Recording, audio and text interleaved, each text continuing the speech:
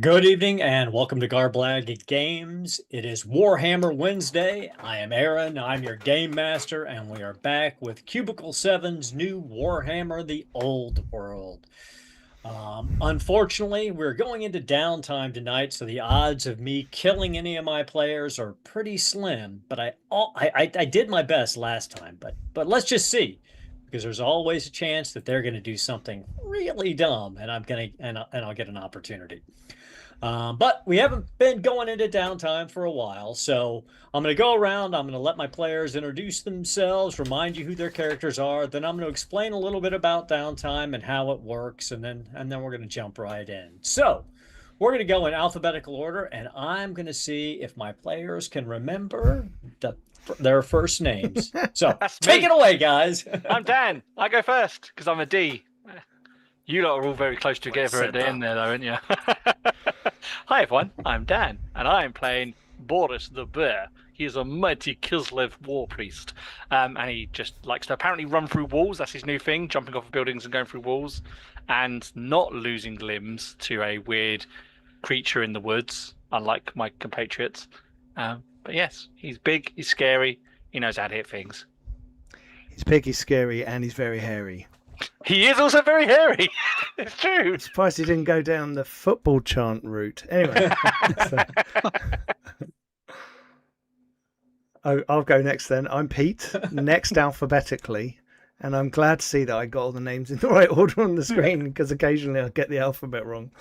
I am playing Neville G. Neville, Ratcatcher Extraordinaire, with a debonair wink and a smile and pox marks all over his face. He is missing half of his left arm and is going to try to do his best to deliver a dwarven eulogy for a dead troll slayer. And hopefully I won't get, battered to death, just really hammered. Anyway, over to Roger. Oh, well, I didn't need to remember where I was because Pete told me. Hi, I'm Roger, and I'm playing Erwin Feuerbach, the human noble, who is currently very grumpy because his hand got smashed up when he thought he was trying to save someone, thinking, shit, why should I save people? Screw everyone. I'm going to drink my brandy and I'm going to go home to my mansion and sit there being grumpy. But he probably won't, because Ferdinand will tell him that's a bad idea. And he's the voice of reason. Hello, I'm Stu, and my character is Snake Plissken. It is obviously a shortened version of his real name, because he is a wood elf. And everybody knows that humans and dwarves can't pronounce wood elf names anyway.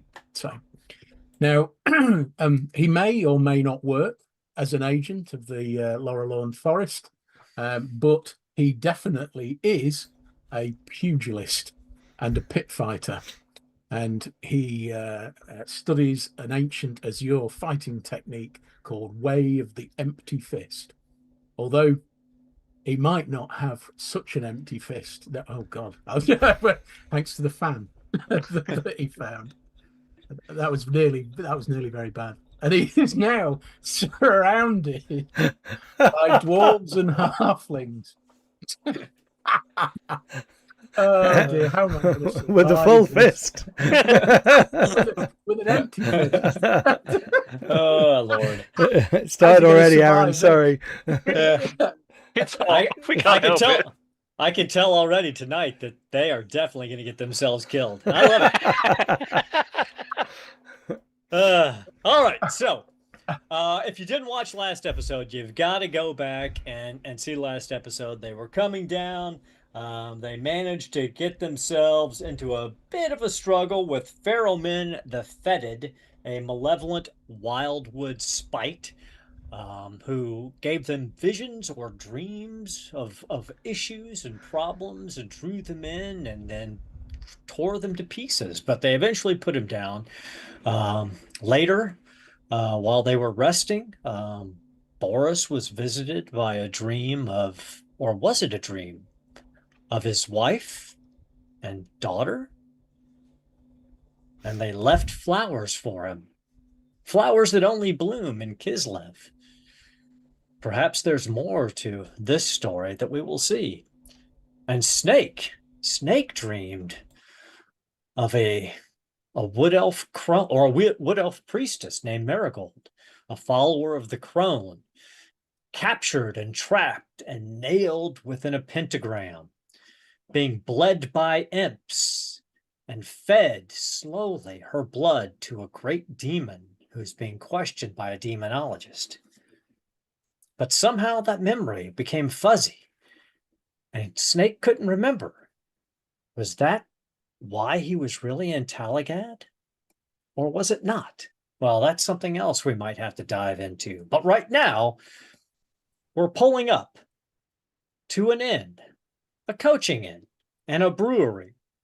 But before we pull into the courtyard, we're going to talk a little bit about downtime, because it's been a hot minute since we did downtime.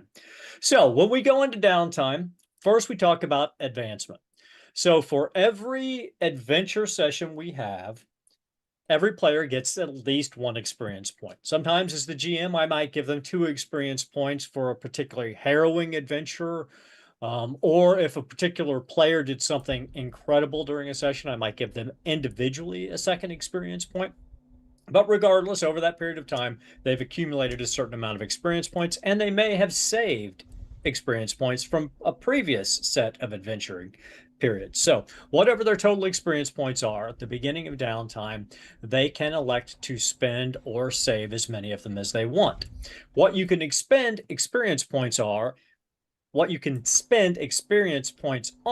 is to increase your characteristics. Now, in order to increase a characteristic, you have to spend enough experience points to exceed that characteristic by 1. So if you had, say, 4 in weapon skill, you would have to spend 5 experience points to make it 5, unless that is your favorite skill or favorite characteristic. Then you can spend 1 less. So then you're basically just spending the 4. Make sense? Yes. Also, you can also spend experience points on new talents. As long as you have the prerequisites for those talents, you could expend experience points on it. Now, generally, talents can only be purchased once, unless in the body of the talent it says it can be purchased multiple times. Like when you look at the wizard talent, that can be purchased multiple times, so you get multiple levels of wizard. So I'm going to let my players look at their total amounts of experience points, think a little bit about how they want to expend their experience points, and I'm going to spend a couple of minutes talking about the rest of how downtime goes. Now, in addition, after you spend your experience points, you move into events. Now, an event is usually based on the location of where you're at. It's something that happens in the player's surroundings that may directly deal with some of the player's contacts or just some of the area that the players are involved in, or it can be tailored to a situation that the players find themselves in. And it usually either causes a problem that they have to deal with, or it impacts their living situation, or it's something that they at least have to address and deal with, potentially during downtime, or potentially as an ongoing issue that may crop up during their next adventures, like when we had the Packers pox. That drug on for a while, and everyone had to sort of deal with it over time. And then when you move on past your event, then you get into endeavors. Now, players get 1 endeavor for each adventuring session that we had, to a maximum of 3 per downtime. So all of our players get 3 endeavors. Now, an endeavor, the endeavors, here are the endeavors that are listed currently in the game. I expect as additional supplements come out, we'll probably see more endeavors. But you can aid a contact. So if you've got a contact that is asking for help, you can do a favor for that contact, and then that contact would owe you a favor, or you can pay back a favor to that contact if you already owe him by aiding them. You can bank money. So that's if you have money that you did not spend, because at the end of downtime, any money that you already had from your adventuring, like during your adventures, if you got a cachet of 10 gold pieces and you were a brass level character, at the end of downtime, all that gold is gone. So if you don't spend it, it disappears. Well, you could try to bank some of that coin, and that would be an endeavor. You could try to change careers. So let's say Neville didn't want to be a rat catcher anymore. Let's say that after his weird experience with corruption and his seeing the winds of magic, let's say he says, you know what, I think I want to try to become a wizard. There are ways to go about that, but in order to do that, you have to take certain steps. Like in order to change a career, the first thing you have to do is you have to know all of the lores from the career you're changing into. So before you could do the change a career endeavor, you would have to learn those lores. And then you have to get all of the trappings from that career, and then you can go to the change a career endeavor. So there are multiple steps before you can approach the change a career endeavor. You can craft trappings. Any of the standard trappings that you have, you can go through the process of crafting them. If you are a wizard, you can formalize a spell that you have. If you want to gather information, let's say you've got a job you want to pull as your next adventuring phase, or you've got something that you need to take care of, you've got somebody you want to kill, whatever this case may be, you can try to gather information about that to make that, to set yourself up in a better position to start that adventure. You can help an ally. So let's say that Neville once again wanted to learn a lore to become a wizard, and one of those lores is Concoction. Concoction, or I think Magic it's lore. magic lore, and I think it's also like classic or noble lore. There's a couple other like learning lores, and I think Snake has one of them. Let's say Snake was going to help you learn that lore, so he could take the help an ally endeavor to help you learn that lore. So both of you would be taking that. You would be taking the study lore, and then he would be taking help an ally, so he would be giving you bonus dice while you were studying that lore. You could invest money, and then you can also use the invest money to acquire a new asset. You can lay low, so like let's say you're being hunted by the town guard or noblemen or Sigmarite witch hunters. You can lay low, use stealth to try to shake them off your tail. You can memorize a spell if you're a wizard. You can take prolonged labors on to use different skills to improve those skills. You can just flat out practice a skill. And the way in any endeavor, if you have to make a skill check, when you make that skill check, for every dice that you fail to use, you get to make a check mark next to that skill. And then once you get enough check marks next to that skill that you exceed your current level in that skill goes up. So that's how you increase your skills. So when you're doing endeavors, it's kind of good to make skill checks, and it's kind of good to have dice that don't succeed. Now, obviously, when you get really good at a skill, it becomes more and more difficult to get that many check marks. But I mean, that's kind of the way things would progress naturally anyway. Yeah. And then, of course, let's say you burn fate. Like instead of just spending your fate points, which regenerate every session, you actually burned it to get a more enhanced ability. You can actually go through and try to rekindle fate. So recover a point of fate that you actually burned. Then there's the rest and recovery. So a couple of our players are going to have to do this time. If you have to, due to a wound you got during combat, if one of the requirements is that you undergo surgery, you have to take the rest and recovery to recover from that. Or let's say you've got a festering wound, which a couple of our players have. You have to take the rest and recovery to recover from that. Then, as I said earlier, you can study a lore. You can test your might, which is, again, the skill checks. Or you can wander the wilds. And again, this is a survival check against any environment you're in. And this can help improve a lore check, or to begin to teach you a provincial lore. Like if you wanted to say, get the Great Forest lore. You're like, I'm pretty good in Talabheim and Talagaad, but I don't have any skill in the Farlick Hills, and I know I've got an adventure going on there, so I want to wander the wilds of the Farlick Hills to try to get some lore points in Farlick Hills. You could wander the wilds to get that. So there are lots of different endeavors. And let's say that one of them doesn't exactly match up what you wanted to do. You could tell me, hey, this is kind of what I'm thinking. This is what I'm going to try to get out of an endeavor.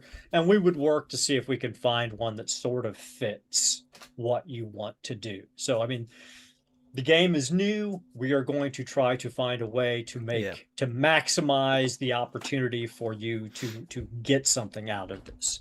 So now that I've tap danced for a while, did you guys spend some XP? Did you buy some talents, improve some characteristics? Can you do more than one characteristic? If you've got the experience points for it, yeah. So I've got 6 XP. Mm-hmm. My weapon skill is 3 and my initiative is 3, and they're both marked as my favored things. Mm-hmm. So I could put them both up to 4. Yes, with 6 experience points. Yes. Sorry, ballistic skill and initiative. That's what I want to put up. Absolutely. Yeah, I'm going to do that. You just can't increase the same characteristic twice, but 2 different characteristics. Yes. Sure. Practicing with my sling. So how much would it be to buy a talent a second time? Faith being the one. I believe it's the same cost as long as you met the requirements, and I did tell you met the requirements for that. So I believe it's the exact same cost, unless it says it is a greater cost. Let me double check. Faith is the same cost each time, because the extra cost is having to do something special each time you want to go to that next level of faith. How many levels of faith are there? 3. Cool. So what do you get for like the miracles? Yeah. But when that's you do a one shot. It's a one shot for miracles. Once you burn it, you then have to spend another 3 XP to get that next level of faith again. Okay, so it's only 3 XP to get the Prayers. talent faith. Yeah. Yeah. Oh, okay. I saved way more than I needed. I've got 10. Oh, wow. Yeah. I didn't buy anything last time thinking I need XP for this. Nope, 3. 3's all you need. Okay. But to unlock miracles, you have to do something very spectacular to get Super. miracles. I guess it'd be something pretty damn cool. Yeah. Yeah. Okay. Yeah, because that's why I haven't boosted my faith in a long time. 'Cause I haven't really done anything that would make my god think I'm absolutely outstanding and deserving of miracles.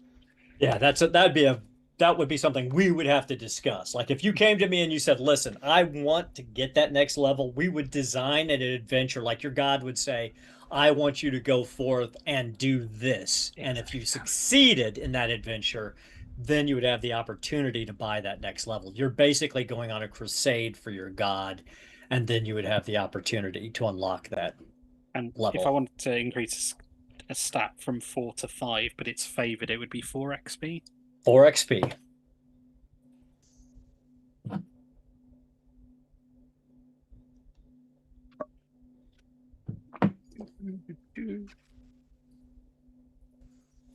I had 5 XP and I've spent all 5 of it. What'd you get? So first thing I did was I brought the hatred talent. So I have hatred Sounds undead. awesome.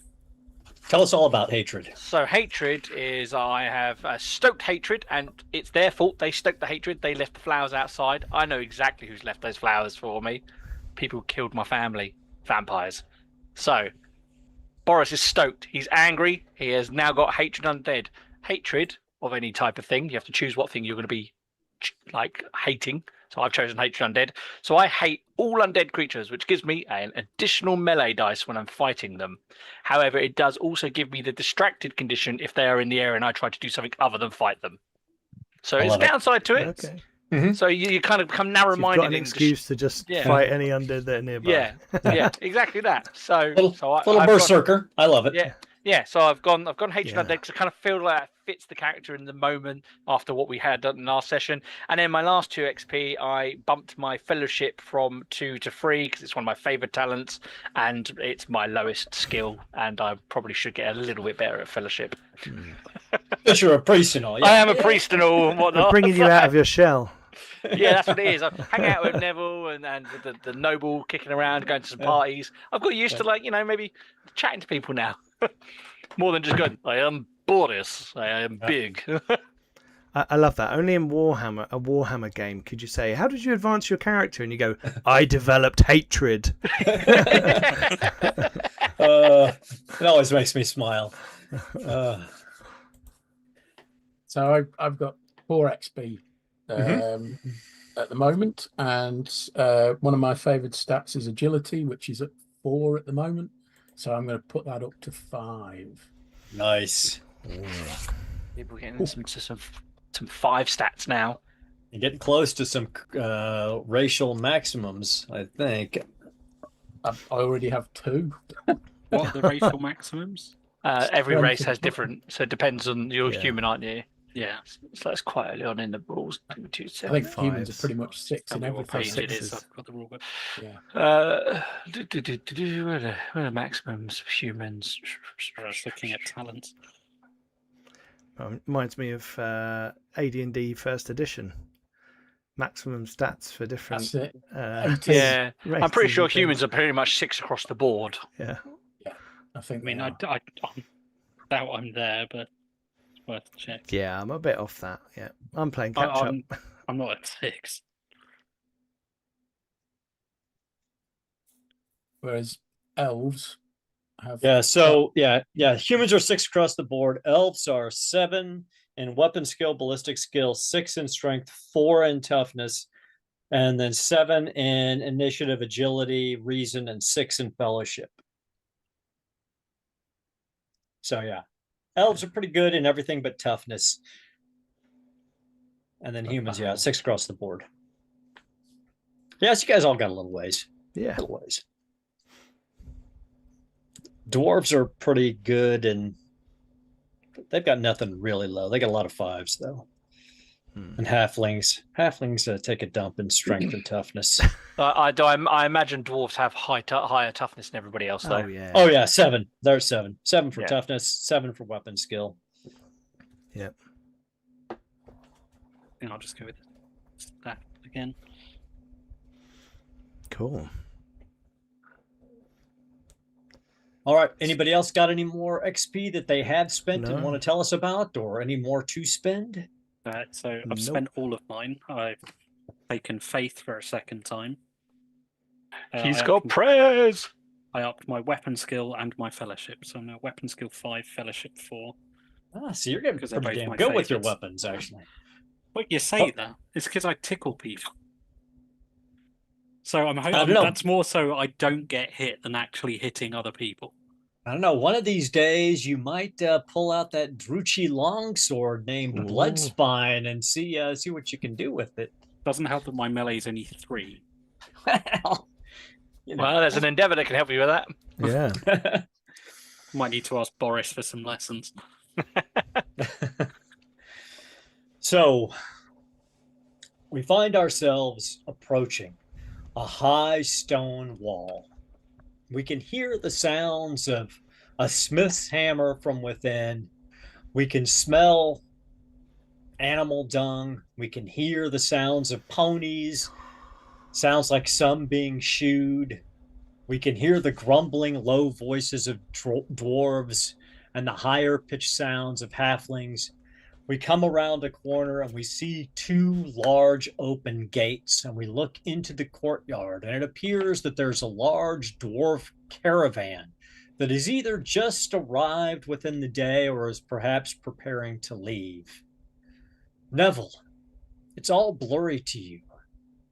All you smell is dwarf surrounding you. You think somebody's supporting you, and you hear this, you feel almost this rumbling through your body, and you hear deep in your chest the sound of a voice. And at first you don't recognize it, and then it clicks. It's the voice of Faber Eridsson, the rune scribe. Don't worry, lad. I'm going to get you inside. They'll see to you. They'll make sure that you've got time to give a proper remembrance to Hager Brogson. We'll take care of the arm. And you feel the sweat just pouring down. You feel the fever in your body. He'd want me to do it now. No, lad. You're too feverish. You're in and out of consciousness. You need to rest first. She'll understand. Yavinka would not want you looking like this. And you can feel yourself being lifted and carried across a threshold.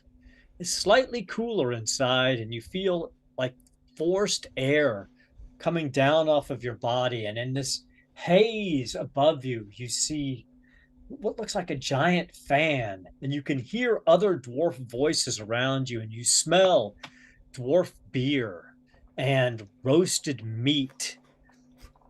And then you hear this harsh, gravelly language that you heard Lefty speak every once in a while, but you don't understand it. And then someone is coming and they put a cold compress against your face, and you're being lifted off and carried. And the last thing you remember is being put in a comfortable bed and someone coming and holding your severed arm. And then you fall into unconsciousness. I might just say, you could at least buy me dinner first when they put me in the bed. And someone pats your shoulder, and you hear out of it. An alto, a woman's voice, still deep, but not as deep as the men's voices. She's patting you on the shoulder. She's just, hush now. We'll talk soon. They'll see you soon. Tova. Snake. Yes. As you see Neville be carried off into the brewery by the dwarf Faber, and you see Targ Olafson, his guard, following behind him, looking back, scowling at you. The dwarfs in the courtyard all track you as soon as you walk in, and almost as one, they look at you. Axes and hammers sort of loosely come to hand, and almost as one, it's like they come into almost a shield wall. They don't lock up at you, but they all look at you as if you're probably the excrement that they crapped out and left in the courtyard and just forgot to wipe out of their asses before they walked inside. But then you hear a higher pitched voice behind you. Sir, over here, coming from behind you. And you see a halfling man dressed in a fine waistcoat, a shock of red hair, his hairy feet pointing out, and he's like, "Oh, over here, sir. Don't mind them. They've had a hard day." Yeah, I'll just very slowly turn my back on them, and I won't bother to look back. I'll just walk off with the halfling. Are you looking for a room, sir? Yes. Oh, excellent. Come on in then. I'm Johann Ramblefoot. My mother and father own this coaching inn. Well, they own half of the coaching. Well, they own half of the compound. We work in conjunction with the brewery, you see. Oh, well, that's very good. I'll be pleased to try some of your brew. Well, it's not our brew, but I mean, we do serve the brew here. But I would not recommend going into the brewery. I suppose you understand why. Yeah, I can understand why they wouldn't want me in there, but maybe I can do something about that. We don't forbid our guests from going anywhere. We strongly recommend that our forced friends and sea-bearing friends restrain themselves to perhaps the inn. But okay. Are you a gambling man? No, I cannot say that I am a gambling man, but I am a man of business. So I would ask this of you. Do you think you are likely to go into the brewery? No, not particularly, but I'm thinking there might be a business opportunity here because I suspect that many of those dwarves would like to pound me into oblivion. Oh, I almost guarantee that, sir. Yes. Well, I'm a pit fighter, and maybe we can set something up. and you can make some money out of them pounding me into the ground. What do you think? Well, Maybe I can even take a cut of that. Well, I would say that, sir, outside of the wall, you could probably set up anything you'd like, and you'd be. I would definitely not stop you from making coin on the fights. Now, I personally and my family, we would not engage in that because, well, the dwarfs are our partners, and it would possibly put us at odds, particularly if you won. So, what I would say is, we would definitely provide you an area, because the caravan's set up out there as well, that you could definitely set up your business opportunity out there for them. All I would ask is, how long do you plan on staying at the inn? Do you think? I think it's only a few days, isn't it? Or you would estimate, based on Erwin and Neville's injuries, that you'll likely be here for 2 to 3 weeks. Yeah. Okay. Yeah. Well, we're probably looking at 14, 18 days, maybe something like that. Excellent. So, and you do believe you're going to set up this business enterprise outside of the wall? Yeah, I think we should. Yeah. I think that's a wonderful idea. I would need you to pay for your room in advance. Oh dear. Yes, and how many brass coins might that be? For 18 days. Well, let's see. Is it just and what do you want to sleep in the common room, or would you like one of the shared rooms, or would you like a room to yourself? And if you'd like a room for your, if you want a room to your, oh, go right ahead, sir. Sorry for interrupting. No, I'm thinking that it would probably be the common room. I don't think I can afford much else. Oh, the common room. All right. Well, then for 18 days, that would be 4 silver.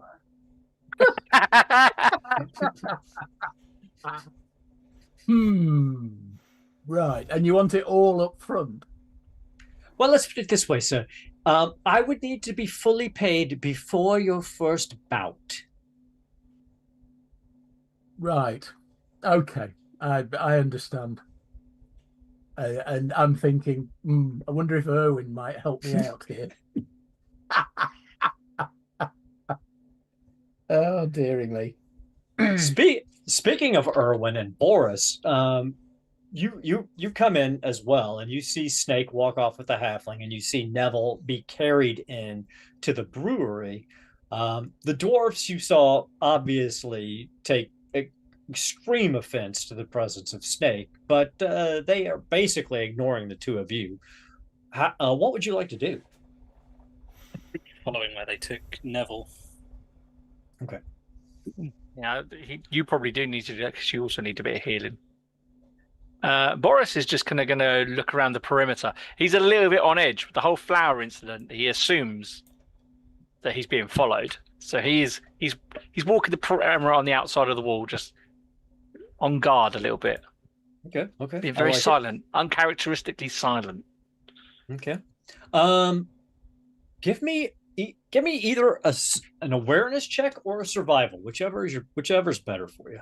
Survival is definitely better for me. Oh, look at that! 2 successes. All right. This wall is dwarf made. It looks like they've set the wall into the ground. It's basically a footing deep. You can't tell how deep, but the wall itself looks like it's about 3 foot thick at the base, and you cannot see where anyone could get a finger hold into this wall. It's incredibly well constructed dwarf fortification. So at a push, could be defended if need be. Yeah, Excellent. and it's only got the one double gate coming in, and they've clear cut all the way around the wall. Like, there is no trees on any side of this. Yeah. Yeah. Boris is out there marking this out. He's keeping an eye on. He's like, could be vampires over there. Could be vampires over there. He's just obsessed with the fact that he now thinks there's undead out there somewhere. Yeah. And it is late afternoon when you guys arrive. So the sun is still up, but it is on its downward track. After a while, he'll make his way towards the brewery because he's heard dwarves make fine alcohol. All right. So, Erwin, you see Boris go off to check the perimeter of this coaching inn and its walls. So you go into the brewery. Yeah, I'll basically be following where they take Neville.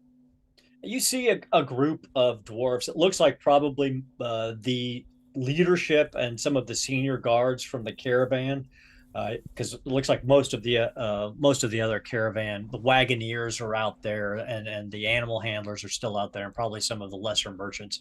Looks like the more well-to-do members of the caravan are already in here drinking, and you see a dwarf woman with thick reddish blonde braids coming out of a room that is slightly behind the bar, and it's a beautiful long mahogany bar that stretches the back length of the wall, and you see two dwarfs back there pulling taps.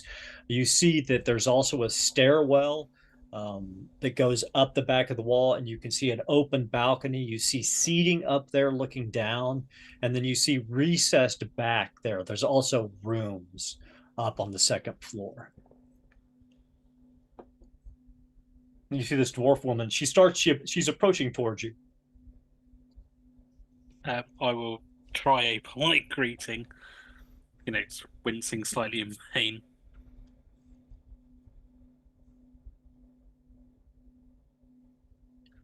My lord, I understand from the runesmith that you are one of the guardians of the Remembrancer. Yes, that's right. I gave my word to the Slayer that we would help him find his doom, and my associate was honor bound to bring it here, and I wanted to see it through.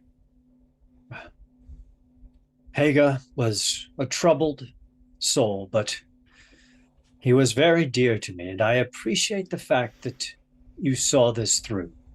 It looks like you're injured as well. Not as bad as your friend, the Remembrancer, but clearly you had trouble on the road. Yes, some kind of forest spirit. The elf said something, but I never really listened. The trees. I hate this forest. We should have done a better job of destroying it all during the War of Vengeance, but that's... We'll try and keep a kind of calm face at that. I know, it's your homeland, but well, never mind. Let us. The surgeon's in with your friend, but I'll take you to rooms, and I'll set you and your friends up in rooms upstairs, and I'll have the surgeon come see you, and tend to your wound, if that is all right with you. Of course, that's appreciate your hospitality. I believe we will obviously need to be here for some time, particularly for young Neville. Oh yes, the Remembrancer will be. I don't think he'll be truly conscious and himself for over a week. His fever won't likely break for quite some time. As you can hear, he's still delirious with pain, and the surgeon's having to cut away part of his stump, shave the bone away, and work on the muscle just to deal with some of the rot around the jagged ends of it. It's going to be difficult to repair that, but I want to have him well and hale before he tries to provide the remembrance of Hager. Understandable. His memory should be honored with a coherent story. Exactly. So, yes, you are welcome to stay here, free of charge, for as long as it takes for Neville to regain his strength. I'll bow. That is very kind of you. Can I assume the same for my entourage? I'll kind of say, gesturing with my good hand behind me to Ferdinand, and I have a couple of guards outside with my carriage. Oh, absolutely. Well, we'll put your manservant up here with you. We'll put the guards in the inn if that's all right with you. It's perfectly acceptable. Thank you very much. And there was two, from what I understand from the rune scribe, there were two others who traveled with you who were sworn protectors of the Remembrancer. Yes, there is a Kislevite priest, and Did he make it? Is he here with you? I think he went towards the tavern. He's probably seeking a drink. He is rather fond of a tipple. Well, then he should come here. And there's the other one. I'll say, putting it politely. Oh, yes, the elf. I don't know what Lefty was. Well, I don't know what Hager was thinking. I don't like to call it. He always insisted that we called him that after his accident, but I don't want to hear him referred to as that while you're here. He was Hager Brogson. He was a good dwarf, a fine dowie, but He the had elf. a fine do. I'm looking forward to hearing it told well. The elf is welcome here during the telling of the remembrance, but for his own safety, it's probably best that he stick to the inn for most of his stay. That sounds wise. And at that point, Boris, you come in and you see Erwin speaking to this dwarf maid. Where is fine ale? She smiles and she goes, I'm Yavinka. I am the owner and brew mistress of this brewery, and I believe I have something that you will like. She goes behind the bar. She pulls out this old cask. She taps it. She pours out this brew that is just dark and thick. She puts two mugs down on the bar. Like Boris looks at it, see how thick and dark it is, takes a whiff of it, and then just chugs it in one big go. Give me an endurance roll. You need 3 successes. 3 successes. It's gonna be brutal, but I love it. Right, I'm gonna glorious that bad boy with a fate dice. Come on. Hold on. Oh. Before you count that roll, remember any fate rolls you spend during downtime count against your next adventuring phase. So It's fine. It's fine. Okay. I still failed. I only got 1 success. Okay. So you down this, Awesome. and you start. Everything starts to sort of spin around you. It is the best ale you've ever drank in your life, but you feel like you can barely stay on the stool you're on, and then slowly you fall over. And it's in slow motion. You just feel yourself start to fall, and you see her face, and she's just smiling. And then it's like you're falling against a really hard pillow, and you feel your shoulder bounce against the ground. And then you feel rough hands pick you up and kind of lean you against the bar. And she pats you on the shoulder. She goes, "Bring some water. He's not used to it yet." He slams it on the bar really drunkenly and goes, "Whatever. That's fine." And just head burst onto the bar. So you are severely inebriated. Erwin, having seen Boris take this tumble after slamming this brew, how do you approach this free drink? He realizes it might cause some quite serious offense if he doesn't touch it. He will take a very small sip. Just give me a standard endurance check. Oh dear.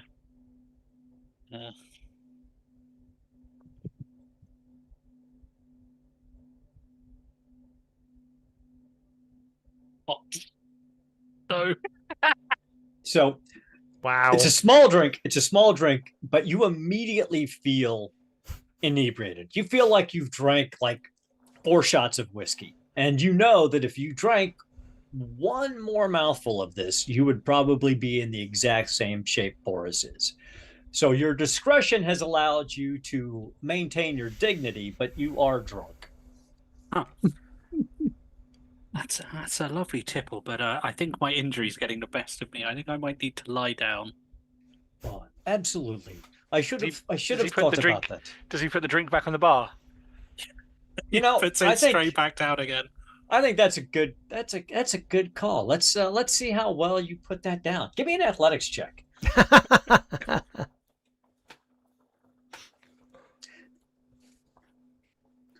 How's athletics? Oh, there. We've all been there. Oh, 1 success. One success. So you do manage to put it down on the bar without spilling any of it. But it's like the slowest motion thing.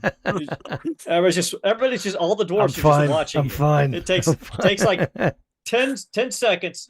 You're putting it down with both hands. Oh, no, it's only going to be 1. Oh, that's right. Yeah, true. One hand, and you're watching it, and then you slowly uncurl your fingers and pull your hand back really slowly, and it stays on the bar. And then she's like, I'll help you to your room, dear. Is it next to Boris's face? It is next to Boris's face. Boris kind of lifts his head off the bar and puts his face in the mug. I love it. And you I can love hear it. slurping noises from inside the mug. Boris, give me another endurance test. So, I got 2 successes. all right, so Boris, you manage somehow. You tip the mug back and you drink it down. And with your 2 successes, the last thing you remember is the taste of this second draft hitting the back of your throat. And that's the last thing you remember of this day. You wake up in the common room of the inn, snoring, butt up, face down in a puddle of your own drool. This is good evening for Kislevites. 3 days later. Your companions Now- left a month ago. Now that we've set the stage, we will actually get into endeavors. So, we're gonna go ahead. We're gonna start with Snake, because Snake, you had some potential interests and things you wanted to do. Yeah, so I mean, the first thing is, does Neville want to learn how to read? Well, if you're gonna do that endeavor, that'll be after Neville has done his surgery. So that would Okay, be so an let's endeavor do- you would take later. All right, so let's do the other 2 then that Okay. we're going to look at. The first one is Test of Might. So Right. what my plan is to set up a ring with some spare rope from the inn, and then challenge all comers, particularly dwarves, All right, I to love come it. and So have a go if they think themselves to be hard enough. So let's talk through this. So the same halfling, he's like, okay, here's I got a couple 100 feet of rope for you. So you're just gonna set a big circle up out there? Yeah, that's it. With if you put those stakes in, and then you can tie the rope around on there, so there's a little bit of level there on the rope, and then anyone that goes outside the ring loses, basically. Oh, okay. And you just want me to go tell those dwarfs that you want to fight any Yeah, of them that yeah. come along? That's it. Basically, tell them it's a silver penny, and they can go in the ring with me. Okay, so you want to bet them a silver penny, and they get the chance to beat you to unconsciousness? Yeah, I think that sounds fair. Okay. No weapons.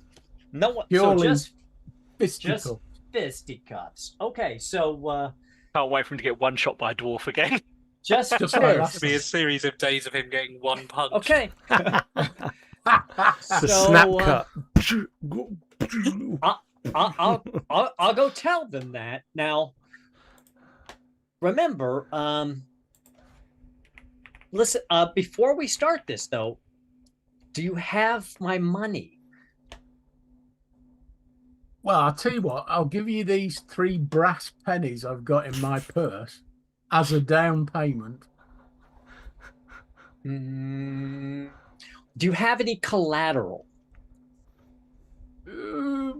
Like Something worth at least the coverage of your room in case What you're about my killed? What about my grooming? No, my writing kit. That's probably worth a bob or two. Let's see. All right, that's fair. I'll take your 3 brass pennies and your writing kit as collateral, and I really hope that you don't die today. Have you got a large area for a queue to form? Yeah, exactly. I'm gonna go tell him. And you see him Yeah, walk back. You see him walk back into the compound, and you hear some mumbling, and then you hear this huge, and then you hear the sound of.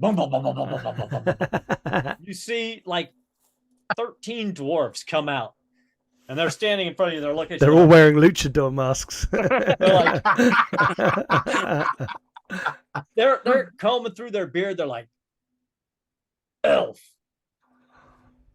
This halfling says that if we walk in this road with a penny, a silver penny, you're going to let us beat you up. And then we get 2 pennies. We're going to have a fight. Yes. Oh, yeah, I know you get a hit back, right? But oh, yeah. Don't worry. we get to beat you up. Then we walk out with 2 pennies. If you like. Okay. I'm first. He doesn't have the collateral. He's going to end up dead. Exactly. We're going to get kicked out. Where's your penny? He pulls his penny out. Well, mine's not on. I'm wearing tight pants and no top, so Aaron, my penny's in my are we room. aware that this is going on as Oh yeah. You're in which case, I'm not. Boris is loving this. I'm throwing in a silver to cover Snake's cost for his first fight. Go on, and Erwin. I mean, your surgery your surgery would have been quicker, so you could be down here observing this as well. Oh, I'd be if I'm well enough to watch. I'm 100% pulling up a chair. Okay. All right, so you see this dwarf with a long black beard, but it's braided, and he pulls the braids back and he ties it around the back of his neck so you can't yank on his beard. He's limbering up his shoulders. He takes his vest off. He's just got scar tissue and hair and huge muscles. Cracking his hands look like just like giant shovels, and he's like, right. So I just punch you. Let's go. And I'm going to use my lightning reflexes, obviously. Mhm. And I'm going to get the first go in. Absolutely. And what I'm going to do, I'm not messing about. I'm going to wrestle him and I'm going to throw him out the ring. Okay. So it's a test, I guess. Yep. It certainly is. I would imagine Yeah. opposed might roll, right? Oh, I'm guessing, yeah. Right, let's see what happens. Here we go. Whoa, it's the wrong way. Yeah. Well, you What rolled dice are you rolling? 'Cause you there's rolled a 13 D20s and an 11. yeah, you rolled D20s. You're supposed to roll Oh shit! D10s. I've got a D20. You're quite right. There's no wonder that. That's pretty impressive there. Yeah. It was, wasn't it? It was very a good- good. 5 successes. That's a good try. I'll try again. Right, here we go. Oh, just the 1 success this time. All right, let's see how he does. He also gets 1 success, so you succeed. Excellent. You successfully grapple him. Yeah. I think the option is I can either stop them from moving or I can throw them. Yeah, I think that's fine. Yeah. So Yeah. describe what it looks like when you move So in. basically, he's tied his beard back, right? Mm-hmm. So there's a dangly bit at the back of his neck. So Snake comes in really close, grabs him by the beard at the back of the neck, God. pulls his head down, and then flings him across and out of the ring, basically. And so dwarf throwing becomes a sport in Warhammer. Oh no! All right, so we see this dwarf go flying up, comes out, goes over the ropes, face plants, and skids across the dirt. He gets up, he's like, "Rah!" Turns around, and he looks like he's furious. It looks like he's going to come back at you. The next guy in the line goes, you lost. You let him get the better of you. Owen and his entourage cricket clap. Oh, glorious! And then Snake, you've got 2 silvers. And the next guy he's also a big dwarf. He's a tough looking dwarf. Obviously, these are primarily probably dwarf guards. He's got a yellow beard, not as long as the last guy's was, and not braided, but he's like, you're not going to get me the same way. He settles himself a little deeper in his stance, but he's got his fists up. He's ready. Okay. Same again. All right. Yep. This time I'll grab him by the undercarriage and pull him round. If it works. Right. Let's see. Oh God. So just the one success again. And he only got 1 success. Oh my god! So it works again. So grabs him underneath and pulls him up, and then flips him over the post, over the. So you see this on the look on this dwarf's face when you grab him by the undercarriage. He goes, woo! And this high-pitched noise you've never heard come out of a dwarf, and the rest of his friends are just cackling now. They're just pointing and laughing at him as you toss him out of the ring. And now, Snake, you have 4 silver. And the third guy, now he's looking a little bit more considering. He's like, all right. I see what this is about. But he still throws his silver in, rambles in. He's like, all right. Once again, he's shifting around, trying to figure out how he can get past this this really quick shoot maneuver you've got to get in. But he's standing ready. Okay, so again, I'll put my hands up, and then he's in. Oh! Wow! Here we go. I only got 1 success. So, again, what's it look like this time? So I'm going to grab him by the ankles, and I'm going to yank him off his feet, and then I'm going to spin him. You got 3 successes. Throw him out the ring. Oh my god! I thought you gave me a wedgie. And he goes flying out, and he actually tumbles into a couple of the guys in the line, and they fall back and they pick him up. And actually, a couple of the dwarves in the line, when they pick him up, they turn and they shake their head and they look at you and they're like, God, knife here, dandelion. But they walk away with this guy. And so, but a few of them stay in. So you've got 6 silvers now. But so this next dwarf comes in. He's a little bigger. He's like, all right. Okay, come on. Okay, so let's see what happens. Use a fate. This guy's bigger. Use a fate point. Yeah. He's an elf. He doesn't have much. No, don't worry about it. Whatever. He only gets 1 success.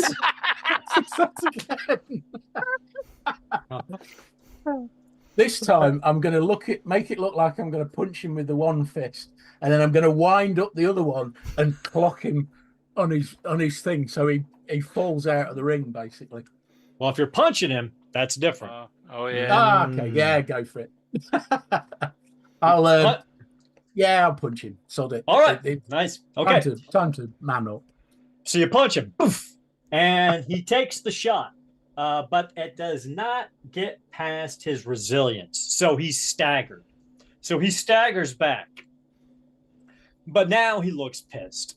So he's like, "All right," and he's gonna stay staggered, and he is gonna throw his own punch at you. Yeah. Hold on, I'm just taking a double check on his brawn.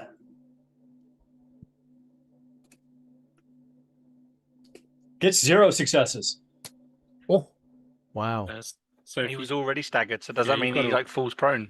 Yeah, so he goes, he overextends and he throws this windmill-like punch at you, and you just duck out of the way. He literally spins himself around like a top and falls on his ass at your feet. okay. You're so up. I'm gonna have to do the big elbow, aren't I? yeah, you are elbow drop time.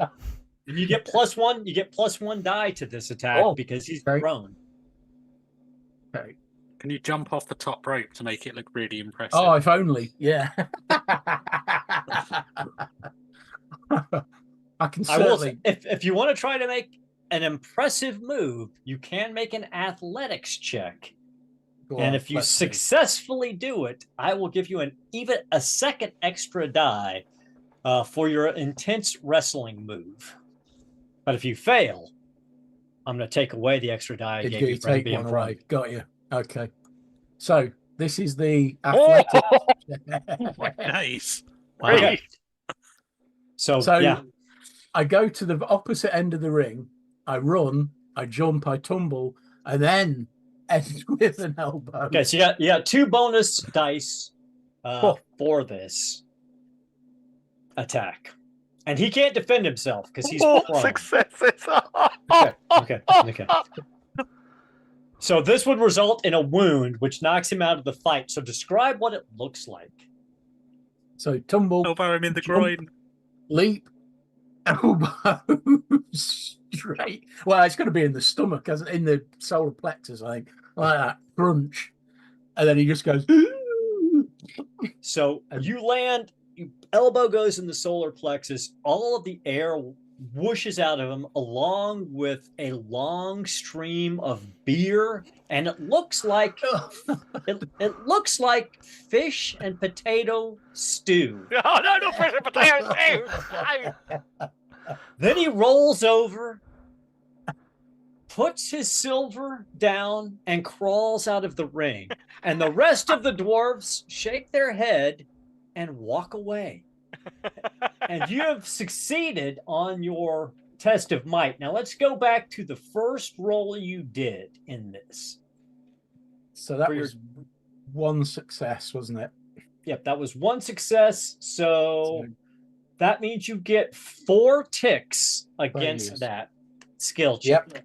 I already have 4, so that basically means I put my brawn up by 1. Yep, And rub out all the ticks. that is correct. Hey.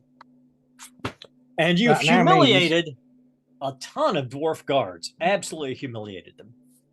I'm sure that won't bite you in the butt for the I'm next sure 2 it- weeks. It's going to do one or two things. They're going to have a grudging respect for him, or they're going to find any way to screw him over for the next week. One of the two. We'll see Or how it both. goes.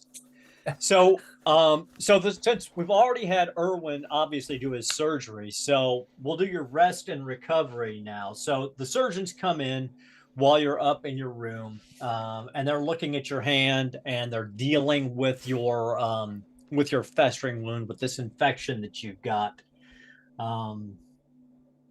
It's probably killed by that dwarf ale. So you need to take an endurance check, but you've got a doctor doing it. So I'm actually just going to say the doctor succeeds because they're basically treating you. So you don't have to do the endurance check because you're actually being treated by a very, very senior doctor here. So you just basically it just takes your endeavor to do it, and it takes a couple of days. So your hand's still stiff, but they put poultices on it and they bandaged it, and they continued throughout the day to keep taking care of it. So it's a little stiff, but it's functional. They gave you some more poultices and some medicine and some ointments. And they said basically just keep changing the bandages over the next couple of weeks, and you'll have full functionality over it. There won't be minimal scarring. You'll be fine. While this is all going on, am I allowed to visit Neville? Absolutely. Yeah, I mean, although Neville's going to be completely out of it, he will go visit Neville every day. And while you're there, and he'd have filled him in about the amusing fight that Snake got into. So your hand's been getting better, and Snake's fight was like the second day after you were released from care. And when you go in to tell Neville about that, he's actually conscious and he's still feverish, but he doesn't look quite as glassy-eyed. Excellent. Yeah, I mean, he'll basically check on him every day while he's in there recovering himself. Boris, was there an endeavor that you would like to do? The Wolf Guard that we originally met with the Rune guy, he looks fairly capable, correct? Yeah, oh yeah. Does he wield an axe by any chance? Oh yeah, Targ Olafson has a big axe. Yeah, I am going to spend time with Targ Olafson. I'm going to do practice skill, and I am going to learn the dwarvish skill of defending yourself with an axe, because I'm great at hitting things with an axe, but I'm not great at defending myself. So he's going to spend time and he's going to get him to show him how the dwarfs, because he's seen a dwarf shield line. You know, the Gislevites, they know the dwarfs. He's seen the dwarfs fight. They know how to handle themselves. So I'll get him to teach him how to defend himself with an axe. Because he's going to tell them the story. And while they're doing it, he's going to tell them the story of the vampires killing his family and how he's hunting these vampires. And it's his own sort of almost slayer oath in a way, that he must deal with these vampires. So hopefully the dwarf will buy into it and train him. You see Targ's like, Kislevite, they know honor. This is good. I'll help you. And so we see a montage over the next couple of weeks where you guys are just down there every day in the courtyard, and not just you and him. There are other dwarfs come up and they're teaching you some other techniques, and you learn how to fight against a dwarf's, coming at you with two axes, and you learn how to defend against hammers and swords and everything. And they're hitting you with everything they've got. And over the next few weeks, you really start to get in the rhythm of it, and they're starting to teach you some really advanced techniques. So give us the roll. I've got defend 2, so I get 3 failures, and because it's practice skill, you get an additional success or additional failure point, which, I mean, I only have defend 2, so I've already got it. So I'm now to defend 3. Yay! Huzzah! Huzzah! Let me just change that on my little scoreboard. I had a rubber here. Yes, I am defend 3 now. And so by the time Boris is done working with the dwarves, Neville, you come out of this fugue, and you're finally yourself. I had a thought. Mm-hmm. I was going to change my XP spend, if that's okay. Sure.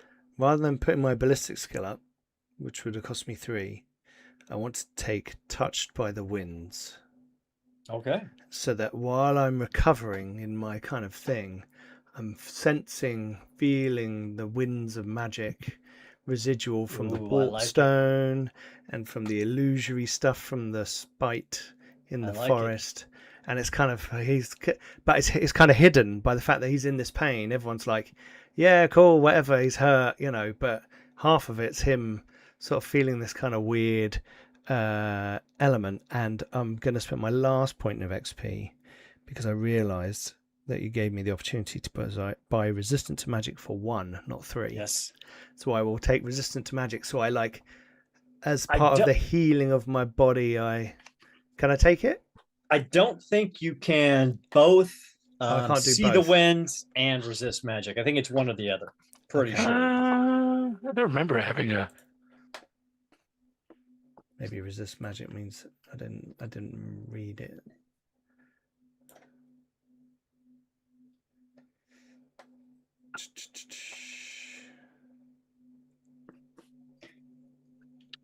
No, Yeah, there's no requirements on magic resistance. You're unusually resistant to magic. Your very presence calming the winds of magic. Any cast spells that affects you reduce its potency by 1, but it doesn't lock you out. Just there's no lockout to it unless it's in touch by magic. No, I didn't say it. It might say it in the magic law section. We can hold that one as a. If it's possible, I'll take it. If not, and we can look it up afterwards, can't we? Yeah, let me look into that because I'm Yeah, pretty sure sure. I read something somewhere that It would Yeah, stop those you two- from It's doing definitely magic not in the talent itself. Yeah, it's 'cause not in the it's- talent itself. Yeah, magic resistance has no requirements and no restrictions. But touched by the winds is more the thing, and it says to pick a magic law. I don't know it, but I can cast improvised spells at a petty level for that law. And I'm going to pick illusion. Cool. Because everything has been sort of deception and illusory magic, and the Skaven and all that kind of stuff. Oh, with yeah, the yeah. Warpstone. I thought that battle That magic totally feels makes a little sense. bit too full on for Neville anyway. And I think his personality is a bit sort of he's trying to be a bit of a charmer, so it might be that's sort of come out of him a bit as well. So he's obviously I do rest and recovery.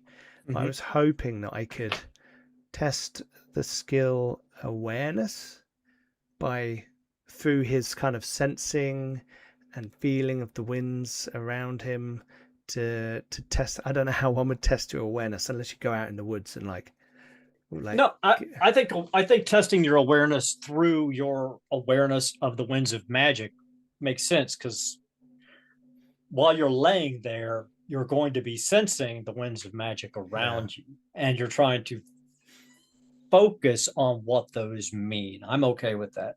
Yeah, and it says that talent allows me to use awareness to see what magic someone is doing. So I thought that would kind of be Absolutely appropriate. Right, so I've got initiative of 4 because that is the one I have put up. So roll 4d10. And my skill, my awareness is 2. So I got 4. So I don't sense it, but I do. Yeah, but my awareness goes up to 3. Fantastic. But so you sense things, but you don't quite understand what you sense.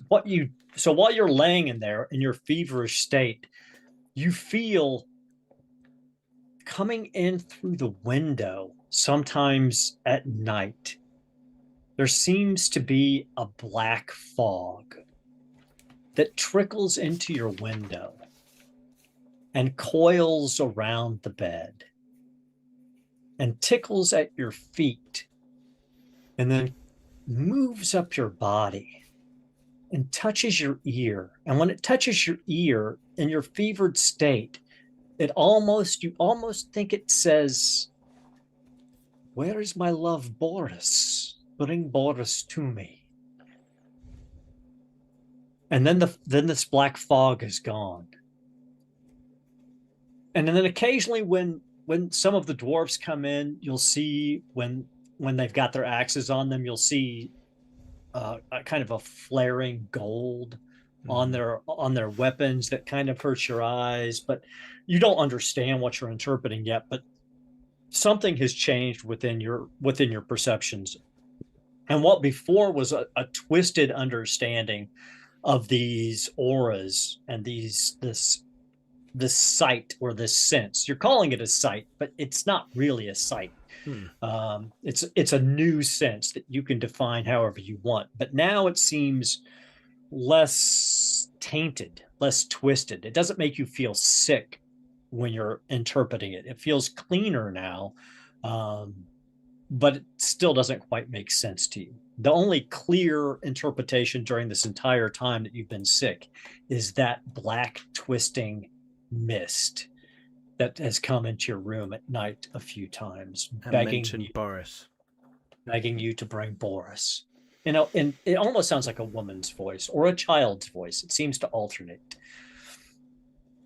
And it really, you didn't even remember that until your fever broke. just now.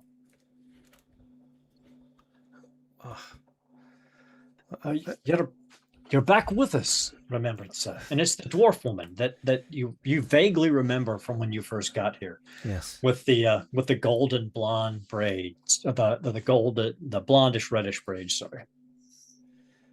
I think so. Yes, that was a bit of a dark path there, coming through, hot and painful and sweaty. Hopefully I didn't make too much of a fool of myself in front of everybody before I have to speak for Hager. You did quite well. It was touch and go for a while. That was a very, very dangerous injury, but you've pulled through remarkably well for a human. The doctor said he almost thought you might have dwarfish blood in you. Of course, he was joking, but he was impressed with your constitution. Oh, it's too kind. We were sorry that we had to shave some more of your arm away, but the stump is clear now and healed. I'll look down at it and I'll be like, that's fine stitching. He is a master of his craft. He saw to your friend Erwin as well. Is Erwin okay? Oh yes. Your friends are here.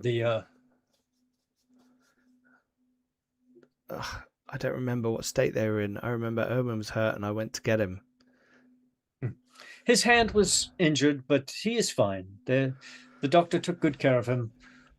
Boris is well, and your elvish friend has been entertaining some of the dwarf guards. Oh dear. No, to be honest, he's been humbling them. And although I hate to admit it, I've found it quite entertaining. I watched some of it from the windows. Well, don't tell anyone I said that. Okay. It'll be our secret. I'll suddenly panic as if I've remembered something that I need, and I'll look around for my stuff. And I assume it's in the corner or something. And I'll kind of stagger over to it, and I'm going to pull out the leather folio that Hager gave me, and hold it up, and then I'll kind of hold it to my chest, like, thank fuck I didn't lose this. It's got blood and crap and shit all over it, but it's intact and not ruined, so I'm happy. And I'll sort of, when should we be about the business that we're here for? When you tell me you are ready, I will gather the elders who are here and the rune scribe, and we will listen to your remembrance of Hager's doom. Oh, was it Faber? I'd like to thank him for bearing me across the threshold. I felt an interesting moment, but one that was needed.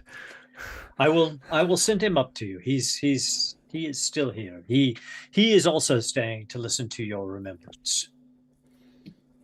Very well. Thank you. Please tell the others that I'm up, and I'll collapse on the bed and fall asleep again. And you hear her quietly say as you're falling asleep, I will. And she leaves. And then we'll circle back around to Snake. Snake, what would you like to do for your second endeavor? So I'm going to spend time practicing with the war fan. So I'm going to. The idea is that I'm going to try and integrate it with my martial arts, so that it becomes a weapon of the style, rather than just a weapon I draw and use like a hammer or whatever. So I'm going to spend some time doing that as a skill increase endeavor, I guess. So you're going to test your melee skill then? Yep, that's it. Yep. So basically, I should test my weapon skill against my melee. Now, do you want it offensively, so you're testing melee, or do you want to test your defense? No, I'm going to test my melee because it gives me athletics to dodge the war fan. So I want to integrate it with that dodging. Makes sense. Makes sense. Thing. Yeah. So it's the attack more than anything. So we we're- see Snake out there working through his kata and finding ways to integrate the Cathayan war fan into it. So let's see the roll, weapon skill, melee, and hope that you fail horribly. He failed horribly. I did. Yeah. All right. Yeah. So that's 3 marks against your melee. Yep. So that takes it then from 2 to 3. Fantastic. You're only weapon skill 3, Stu. Yeah, I'm only weapon skill 3, and I'm only melee 2 and defense 2. Oh, blimey. He's a brawn. He's a pugilist. Yeah. Fair enough. All of my stuff has been on my strength. That So makes sense. until now, and the fan, it requires me to learn a bit of melee. So I thought I better. That makes sense. That makes sense. Yeah. So what? So you guys see, after Snake humiliated the dwarves with his hand-to-hand combat, you see him out there in that circle, and he's moving through all of his martial arts forms within that roped-off circle. But he's using this fan, and at first it looks a little clunky, but then as the days go on, he actually is getting into these strikes, and this fan is starting to really flow through the moves. And you see marked improvement in it, Erwin. What would you like for your second endeavor? I think I need to practice with my sword a bit. So I'm gonna, because I've got a couple of guards with me. Mhm. I'm gonna ask them to. Can I pitch? Do you do it with Boris, and I do help ally as my second endeavor? Yeah, happy with that. If Aaron, you're okay for that to happen? Totally okay with that to happen. Okay, let me do my roll first, because Yeah, you you'd get. probably walk out, see Owen. Oh, trying to Owen! practice I with got his 5 mates. successes. Oh my God! Jesus. You get 5 additional dice. Whoa! Wow. Okay, that's the Jeez. thing. Boris shows you how to wield a weapon. Woo! Yeah. I was just kind of picturing it in my head. You walk out, see him trying to practice, and it's just looking terrible. And you're like, no, hold it the other way. The pointy end. Goes that way. So I All right. literally just roll 5 extra dice. You'd on get my 5 for weapon. Five yeah. extra So dice. I do the help endeavor. You get essentially 1 additional dice for every success I get. Yep. Never again will we see the like of that dice roll. I mean, it's going up. I got 1 success and 9 failures. Sadly, If only you it only was had to cumulative, otherwise I'd have gone up a bunch. So your melee goes up. Sadly, you don't get to bank the extra ones, but that's fantastic. So Boris and Erwin work very hard to improve Erwin's sword skills without using the Druki sword, unfortunately, because, well, that would be entertaining. But And Boris dies. That'd be vicious. that would No, be I'll just get another injury and need another recovery action. Now, Neville, so you've got a third endeavor. Yep. Are you going to use the third endeavor for your remembrance, or is that going to be the event? I don't know what the difference would be from a Well- perspective.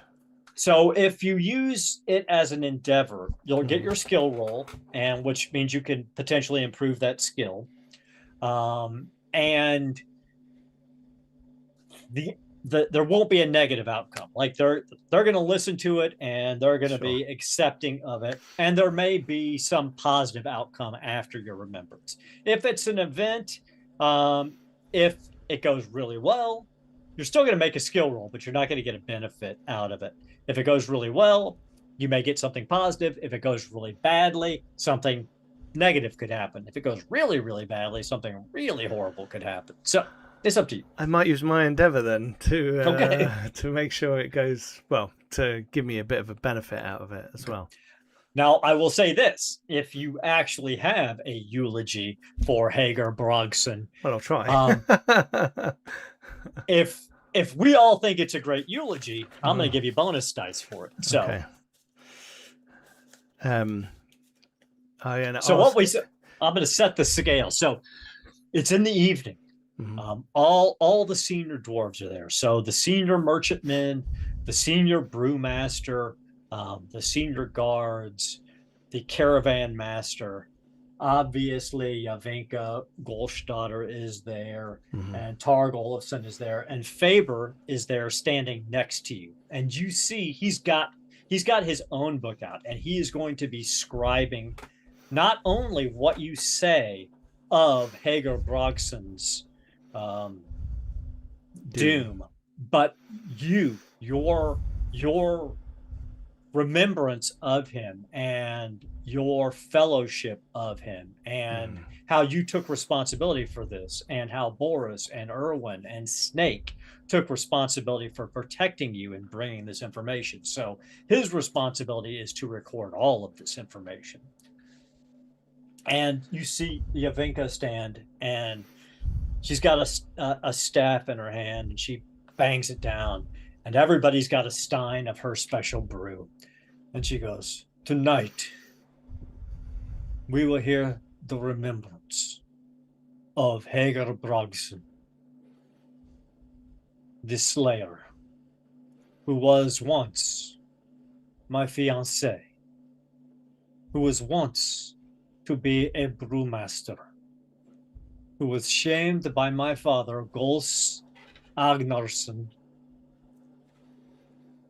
into becoming a slayer for creating a brew that he felt was substandard. He took the oath.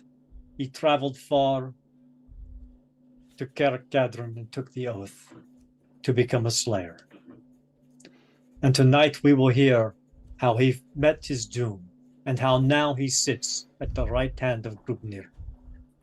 And all of our ancestors will hear the tale of Hagar and his bravery from the mouth of his remembrancer, a great man, Neville, who chose to make this journey to fulfill his oath to his friend. Neville, it is your time. I will stand. He's going to try and read the room and sense if he should stand on something so everyone can hear him, or whether there's the acoustics and he's got the strength in his lungs to speak well enough so everyone can hear. But he might sort of step on a stool or something just so he's a bit more visible, and it's a bit heroic, right? It's kind of cool.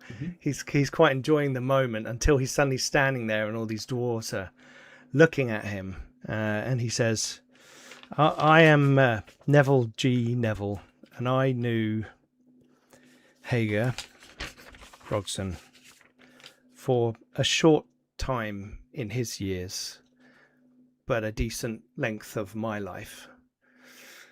Within the darker corridors of Talagaad, and he brought light to me there and joy. I will share his doom with you now, and hopefully, holding up the leather folio in my good hand, prove your father's claim wrong. And I'll put it down with import, on the side. For he was a brewmaster, and the pages within this folio will prove that true over the coming months as you brew up his perfect brew. The four of us, and I'll look around at Boris, Erwin, Snake Plissken. The four of us journeyed with Hager to his doom. I had not met these now firm companions of mine before that day, but afterwards we were bound together by what we saw in those final moments of Hager Brogson, and it was a mighty deed that he did before our eyes as we fled a horde of rampaging trolls. We were on the edge of the swamp outside of Talagaad, and my now companions needed assistance in finding a troll bladder from a live troll, not from a slain troll. This would take great skill, great cunning, and Hager knew how to do such a deed. And he had with him tools that allowed us to get an advantage over this troll. He had great fire pots that he had crafted to help us in our fight with them. There were slingshot, arrows fired, axes swung, shields smashed. There was a great battle between the 5 of us and this huge, festering, disgusting troll. We were all injured in the battle, and under Hager's direction, we wounded the creature, and he was able to dig his hands in and remove the organ from the creature's belly without it touching him. We spirited this away, and as we did, he laughed, and we turned and saw suddenly the troll aflame, and he stood like a rock, like a granite rock, dark in this sudden bright light. And he thrust himself through the troll's body, tearing it to pieces, smashing another fire pot within its body, flames engulfing out of it like some great volcano of death, some great eruption from the fire in a forge that wrought its ruin there on the edge of the swamp. And as its death rattles echoed across the swamp, we hear the sounds of other hungry trolls approaching. But Hager had given us the time to escape with our lives and the bounty that we sought. And he died a worthy death that any slayer would be proud of. And that, friends, was the doom of Hager Brogson. And I'll say very quietly under my breath, see you, Lefty.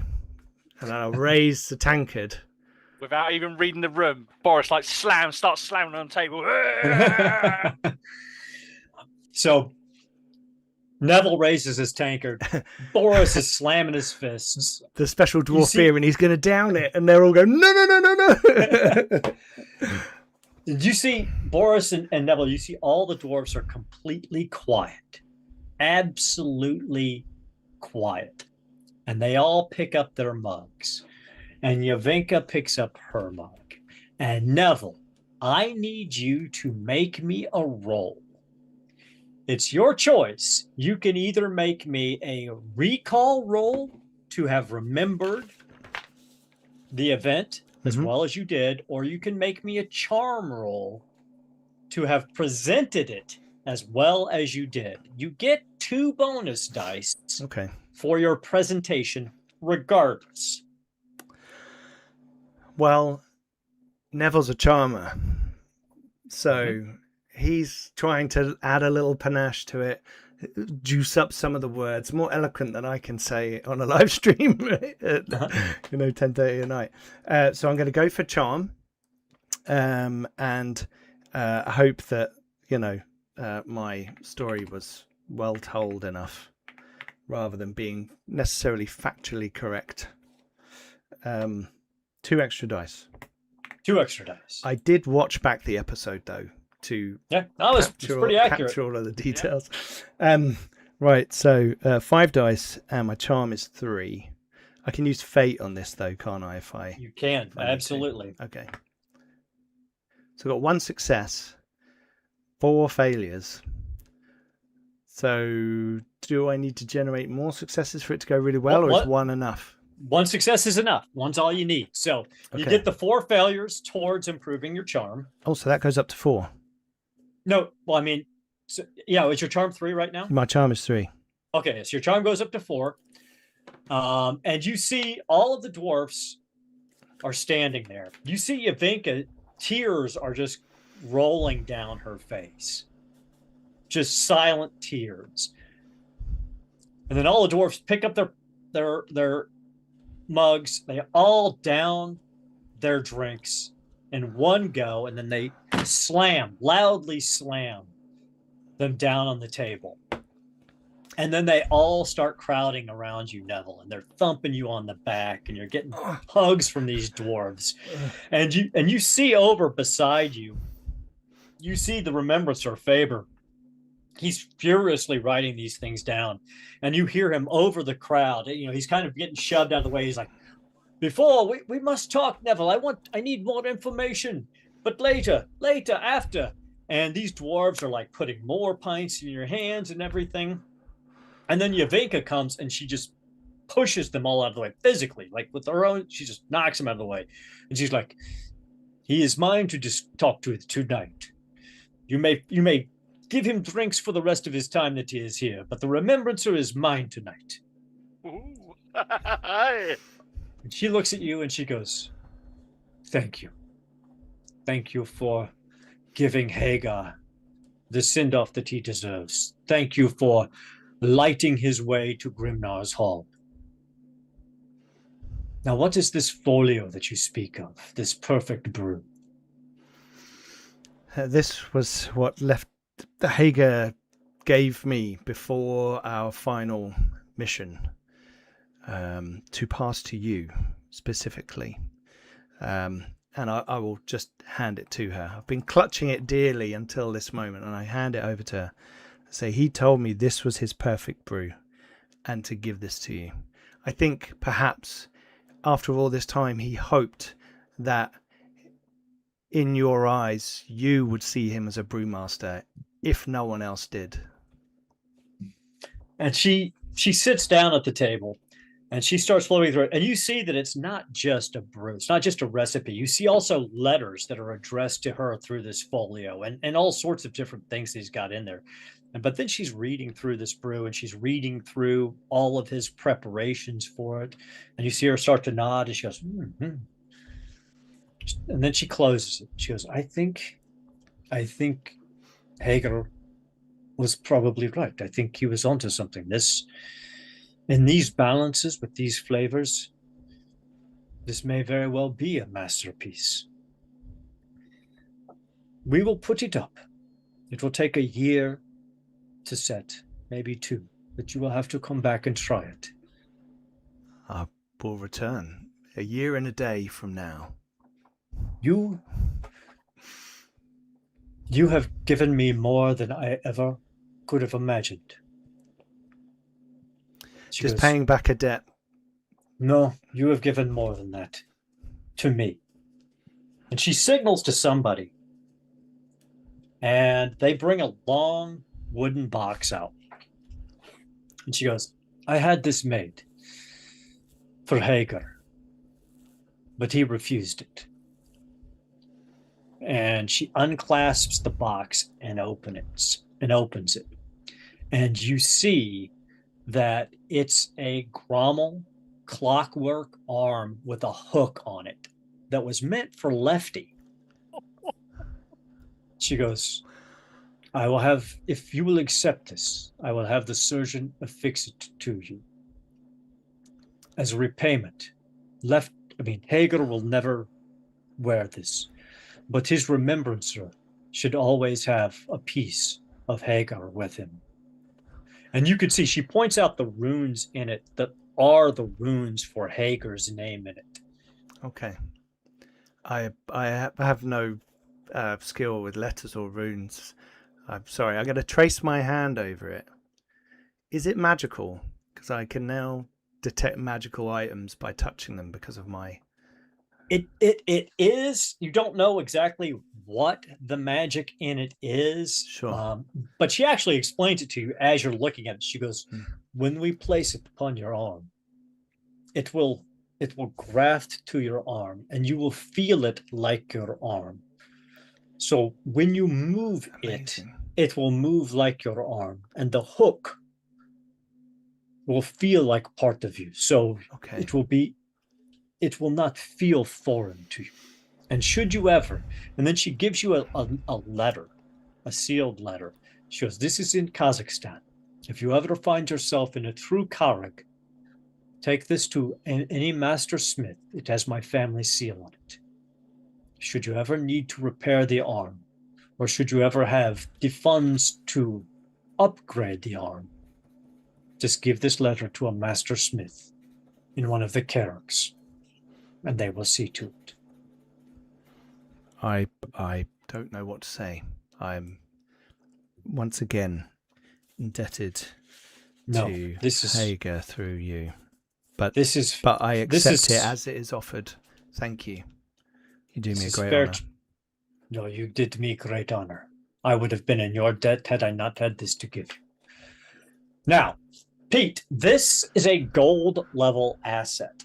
So there are obviously benefits to this, but there are also some drawbacks. Anybody who sees this is going to want to nick it. I'm going to want to steal this. And an easy way to steal this is to cut his arm off and take it. So it might be an interesting story point. Sure. I will give you the specifics of it as a melee weapon. This hook is a melee weapon. The arm does provide a defense. It's basically like a shield, this forearm. Cool. So it does provide both attack and defense properties. Awesome. And it's virtually indestructible because it's made of grommel. But so we will give. So that was the benefit from successfully doing this for that endeavor. So that was Pete's 3 endeavors. I got to turn around and go, Boris, look at this. He says, giant hook on it. You hook arm. Truly a pirate now. Who wants to do their third and final endeavor? Me, please. Go on, My Horace. final endeavor is part of this evening. I'm practicing skill again because there was nothing else that really kind of fit it. I'm practicing endurance.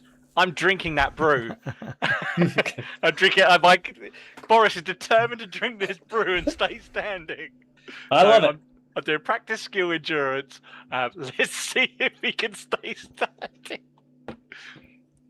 No, he failed all 4 times, which is great. His endurance goes up, but he hits the floor. So we see Boris pound the brew down, drink it back in one shot like the dwarf, goes stiff as a board, and fall backwards. He bounces a little bit like he did the last time. The dwarfs just look down at him, cackle slightly into their beard, prop him up against a wall, and they just kind of dance around him, as they drink and laugh and point and tug on his big hairy Kislevite beard, but in good fun. They're having a good time. This is a dwarf party. And Boris doesn't notice any of it because he is essentially, while standing up, out cold. Oh yeah, he's out cold. He is definitely out cold. All right. Does anybody else have a endeavor left? Yeah, I've still got one. All right. I'm still a bit lost to what I can do here. Shall I take the... Yeah, go for it if you've got one, Steve. Well, you have a thing, yeah. So I'm going to slink out of the ceremony. I don't think they'll really want me there anyway while they're getting pissed. So I shall sort of sneak out. And then what I'm going to do for my next endeavour, or my last endeavour, is I'm going to do some meditation. So I'm going to use katas and martial arts movements to basically perform some meditation and practice the skill of willpower, basically. Okay. All right. I like it. So reason, willpower? Yeah, my reason is 4. My willpower is currently 2. So I shall make a roll on there. All right. Wonderful time to get 0 successes. So your willpower goes up to 3. Is that correct? Yeah, that's right. Yeah. You're out there meditating, focusing, doing your kata, and your focus tightens up, and you feel you're strengthening, particularly after all your weapons practice you've been doing too. I mean, it's all kind of tied together. As your skills improve, your willpower is improved along with it. Now I know one thing we were talking about for Erwin was possibility of him changing from noble to knight. Is that something he's still thinking about? No. Okay. No, not at the moment. So no worrying about lore.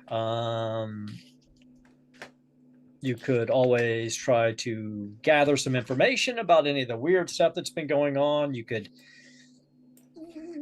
practice any skill you want. I mean, Invest money? obviously.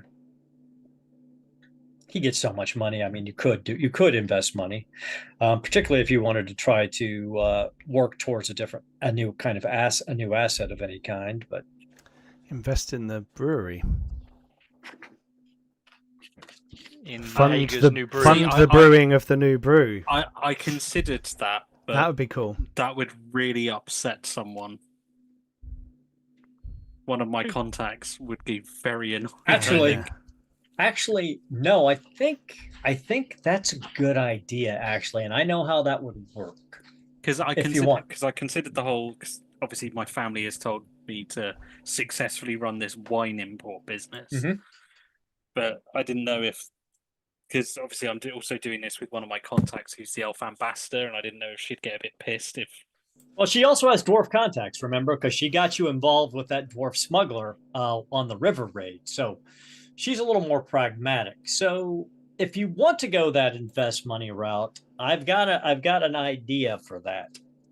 Because I mean, basically, he's actually not the most concerned, if I'm honest, about Mhm.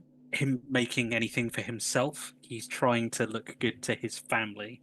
Okay. So obviously he met with his uncle, who was the Elector Count, who basically told him, I know you're an incompetent ass, but try and do something useful, I think was the gist of the conversation. Yeah. Nice. Yeah. But now your uncle has turned the kind of the corner on that. He's been pretty impressed with the stuff you've been doing lately. I don't so- know that, though. I've not spoken to him since That's then. true. So he's desperately trying to impress him.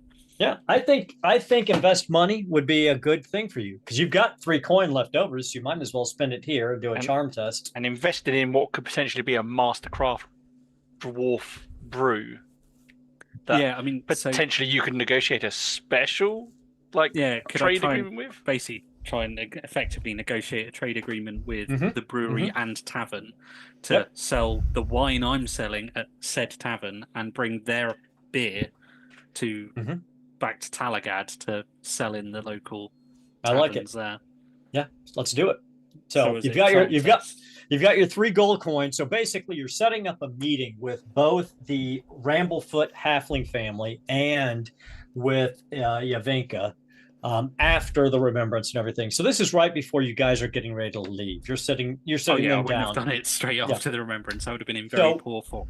Yep. So it's a charm test, but because of the remembrance and how well that went, I'm going to give you a bonus die on your charm test because she already feels kind of beholding to the 4 of you. Do I need much? I've got Just one. need one. That's all you need. Okay, yeah, I've got 1 success. In So you spent the 3 coin to kind of set this whole thing up, and so let's play this out. So, Yavinka's sitting there, and she goes, "So, Lord Owen, you've asked us here for a business proposal?" Yes, that's correct. I run an alcohol supply business. Right now we only stock wine because I haven't found an ale that truly meets the quality requirements. And I've never tasted a finer tipple than I have here. No, of course not. This is the best there is. Well, almost the best. The best you will find in this region, that is for sure. Precisely. I only stock the finest I can get. Obviously, it's not too far to Talagaad here, and I can have armed caravans escorting, or I'm sure you have plenty of incredibly capable-looking warriors who can escort caravans. I wish to supply the finest wines available to the tavern, and I wish to open a whole new market for your ales. This intrigues me. I would like to see that opened. I would like to I would like to show my father that he made a mistake. And I would like to see my ales, my brews, spread throughout this region. And yes, I can see. What do you think, Master Ramblefoot? These I'm sure the elf wines would sell well here in your coaching in. Yeah. He kind of nods. He's like, "Oh yeah. We could definitely sell. I mean, we have some wines here, but I mean, a better wine would definitely play well, particularly when, we've got people coming in from Ravenstein and Allenhof. I mean, or even when they come down from Talabheim. I would definitely. Well then, Lord Orwin, I think we tentatively will have a deal, but I have a proposition for you. We're actually looking for ways to move my brews more effectively. You see, the caravans through here, we must send very large, very well-armed caravans because of all the greenskins in the area. However, we set up this coaching in here because deep beneath this location is the underway, an old section of the underway that's fallen into disrepair. It is a section that connects to one of the underground rivers, one of the underground offshoots of the river Talagaad. We are clearing it and clearing the old dwarf locks that connect to the river Talagaad, to one of the offshoots there. I've lost some of my engineers in clearing the locks, but I'm getting ready to send an expedition down to finish the clearing of the locks. Perhaps, if the four of you would go along with a shipment of my brews, finish clearing the locks so I could leave my engineering crews behind, and take a barge full of my product into Talabheim, you could set up your business, our business interests, and we would establish this opportunity. Would that be something? I believe that can be arranged. Excellent. It seems a much safer way to travel, and of course, upon your return journey, you can return with wine. Exactly. We could move much more quickly and much more safely if we use the underground river. All we have to do is secure the locks, figure out what the problem is with them. And with you along with a few of my guards, we should be able to leave the guards and engineers at each lock, and then you can continue on in the barge as its final guards. If you and your friends are willing to do that, I think we have a deal. I would obviously have to consult with my associates. Of course. But I'm sure that could happen. Well, excellent. You let me know. We're not ready to make the journey down to the underways for another few days. You're obviously my guests here until such time as you're ready to leave. I've got one final meeting with, and I think you've got a final meeting as well with, you and Neville and Boris and Snake have a final meeting with the rune scribe before he leaves as well.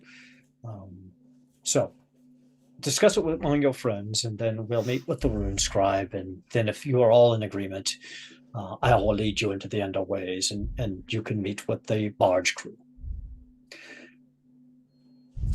So she adjourns, and you find Boris and Erwin and Snake and the rune scribe Faber in the brewery.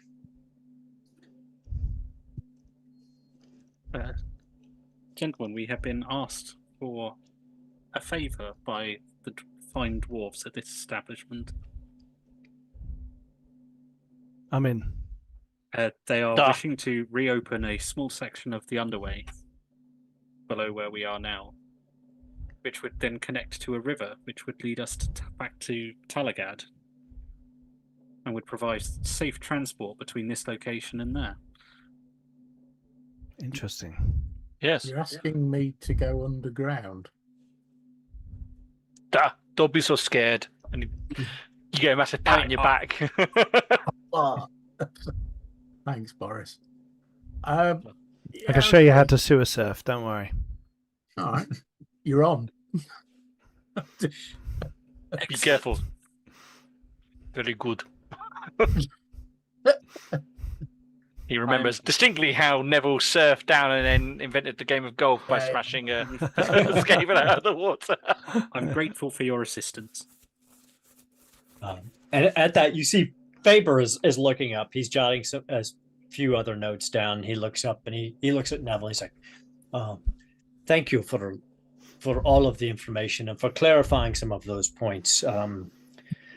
I will be taking accounts of this to Carrick Cadron so it can be noted with the Slayer King. And then from there, it will be transcribed and will go to all the Carricks. And then it should be noted within a decade or so to all of the Carricks, and then the minor outposts within 40 or 50 years. Okay. One other thing. So your names will be known.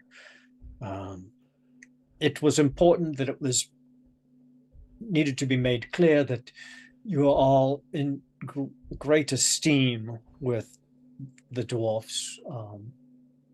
It will be noted that to the dwarfs in Talabheim and Talagaad that you have done the clan a great service. You may seek assistance from the Grimlock clan should you need it. Yavinka is well respected there. Simply let them know your name. And last but not least, Master Snake Plissken. Do I have the spelling of your actual name correctly here? Shall I write it down for you? Please, if I have wrote it. I'll write my full name down in Elvish, which will have probably about 80 letters at the very least. And I will do my best to help him put it into Dwarvish. Okay, so he's looking at it, he's like, all right, and can you translate it into yes, that part means the flowing river with the trees on either side of the bank, and the strength of the white water under the rocks. In short. All right. And at that point, Yavinka walks out with a very large book, a dwarvish tome, and it's huge, and it's got this chain around it. It's a grudge book. And she unchains it, and opens it, and two other dwarfs have to help her open it. And they're flipping through, and it takes them about 15 minutes, and they're like, cross-reference, War of Vengeance. Right there, annotate, put this name down. And then she looks up. Master Snake Plissken, known as this, and she tries her best to pronounce your name. And she does a credible job of it. You and any progeny you have in your line have been removed from the Book of Grudges. Oh, shit! Or your services. This will be noted in the Rune Scribe's letter to Carrick Cadron. It will be annotated in their Book of Grudges and in each dwarf Book of Grudges as this message spreads throughout our kingdoms. It may take a century or so before all books are annotated. But you and your line are no longer considered to be our enemies. You may come and go freely. And she gives you a braided ring with dwarf runes on it. That basically, she says, basically, if you wear this ring, it will show that you have been removed from the Book of Grudges. I will place the ring on whatever finger it fits. I mean, if it's a dwarven size, it might. Well, it has been made for your finger while you are. Well, no, for your finger. My finger, right? Specifically made for you. She goes, these runes are an approximation of your name and the service you did for us, so that any dwarf seeing it will understand why you were removed from the Book of Grudges. I might even shed a small tear. and Which is- definitely bow the lowest I have possibly ever bowed to anybody. A She dwarf kinda- level bow. She Yeah, she exactly. Yeah. she gently claps you on the shoulder, still looking as if she feels uncomfortable about it, but she goes, "Please, you have the run of my home for a few days, and then we will embark to the underways and to the great under river." And I'm looking forward to the endeavor. that is where we are going to leave it for tonight, before we do some spelunking, and we'll see how everybody does underground. Oh, God. As we go, I'm going to say, Snake, so your middle name's Kurt Russell. That's very close to the. It's Roussel. but not bad, Neville. Well, everybody, good job on your downtimes. I'm glad you didn't screw up and get hunted by a bunch of dwarves. I didn't get to kill anybody, but we'll see what we can do next time. I mean, Snake tried. Snake tried. Well, Snake, I thought. just beat the bear snot out of a bunch of dwarves. I mean, I could not Exactly, roll yeah. better than one success to save my life. That endeavor was just- called Earn Respect. Yep. Exactly. That's how I I mean, that's- thought that. He I'm rolled either really going to well for you. That's crazy. Yep. And have to be done. and we'll just see if any of those black coiling mists visit Neville any longer to whisper things about Boris before next time. All right, that's all I've got to say. Thanks everybody for watching, and I will see you next time on Warhammer Wednesday. Pete, it's back to you. Oh yes, well, we have 100 books have arrived at my house of heroic deeds, and I have all of the player folios and the stickers are on their way. So everything is with me, which means fulfillment has begun, and Huzzah. the Kickstarter is pretty much over. So finally, so yeah, it's good. I'm really happy. Now I'm doing loads of packaging, which kind of, it's like, da-da, oh. It's a bit anticlimactic. But it's great to have the books. It's great to share it. I will be starting as soon as I can. As soon as Kickstarter lets me start another Kickstarter, I will be starting the next Kickstarter, which is for Deeper Dungeons, which is another book, similar size, lots of dungeons in there. And we've got some creators making adventure locations, including Aaron, who's doing one of the adventure locations for us. And I am going to be releasing a quick start for the 5th edition compatible version of Heroic Deeds on Free RPG Day, which is Saturday. So I've been working away on that as well. That's a quick start for the 5e compatible version. And that will have all the combat rules and some monsters and the classes to level 1, which will allow people to have a bit of a play with the rules, see how deeds work and how the game works. So that's all coming, and that will be part of the Kickstarter as well. And then we'll go from there. So hopefully people will like that, and there's a link somewhere below in the video description. All good. So Huzzah. thank you very much. Heroic Deeds, here we go. I had a lot of fun tonight, and I'm looking forward to the next session. But yeah, we will sign off then and see everyone next time. Stay safe and happy gaming. Bye-bye. Bye-bye. Good night.